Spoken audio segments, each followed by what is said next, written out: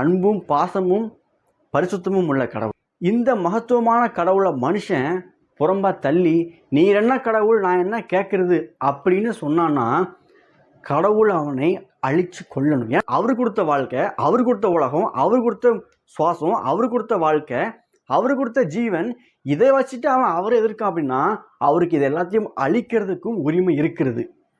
ஆனால் அவர் அன்புள்ளவராக இருக்கிறதுனால தான் இப்படிப்பட்ட ஒரு மனநிலை, பாவத்தின் வல்லமையில மனுஷன் இருந்தாலும் அவனை மீட்பதற்கு என்னதான் பெருமையான கடவுளாக இருந்தாலும் தம்மை தாழ்த்தி மனுஷனாய் பூமிக்கு வந்தார் இயேசுவாக. அந்த இயேசுவை தான் இன்னைக்கு நாங்கள் கடவுளாக உங்களுக்கு சொல்கிறோம். அவரை ஏற்றுக்கொள்கிற எல்லாருமே கடவுளை ஏற்றுக்கொள்கிறாங்க.